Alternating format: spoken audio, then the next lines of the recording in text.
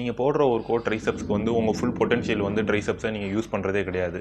ட்ரைசெப்ஸுக்கு நீங்கள் rope push down, close grip bench press இதுக்கு மட்டும் ட்ரைசெப்ஸ்க்கு நீங்கள் யூஸ் பண்ணிக்கிட்டு இருந்தீங்கன்னா, நீங்கள் லேட்ரல் ஹெட்டும் மீடியல் ஹெட்டும் மட்டும்தான் யூஸ் பண்ணிக்கிட்டு இருக்கீங்க, லாங் ஹெட்டை இல்லை. இப்போ நான் ட்ரைசெப்ஸில் சொன்ன 2 ஹெட்டும், அதாவது லேட்ரலும் மீடியல் ஹெட்டும் உங்கள் ட்ரைசெப்ஸோட ஃப்ரண்ட்டும் சைட்லேயும் தான் இருக்குது. இன்னொன்று ஒரு ஹெட் இருக்குது, லாங் ஹெட்டு, அது ட்ரைசெப்ஸோட பேக் சைடில் தான் இருக்குது. அது நம்ம டபுள் ஆர்ம் பைசெப்ஸ் போஸ் பண்ணும்போது பார்த்தீங்கன்னா ஒரு ஸ்ட்ரக்சர் கொடுக்கும். உங்கள் ஃபுல் பொட்டன்ஷியல் ஆஃப் ட்ரைசெப்ஸை நீங்கள் யூஸ் பண்ணுறதே இல்லை. இதனால் அந்த லாங் ஹெட் ஒர்க் ஆகுறது இல்லைன்னு பார்த்தீங்கன்னா, அது வந்து பைஆர்டிகுலர், அதாவது 2 ஜாயிண்ட்டையும் அது கிராஸ் பண்ணுது. ஸோ வந்து புஷ் டவுன் போடும்போது அது லென்த்தன் ஆகிறது கிடையாது நம்ம ஷோல்டர் ஜாயிண்ட்டில். ஸோ நம்ம ட்ரைசெப்ஸ் எக்ஸ்டென்ஷன் ரொம்ப முக்கியமானது. அதுக்குன்னு உங்களை எக்ஸ்டென்ஷன் மட்டும் போட சொல்லலை, கொஞ்சம் செட்ஸை ஆட் பண்ணுறதுக்காக சில வெரைட்டிஸை நீங்கள் ஆட் பண்ணிக்கலாம்.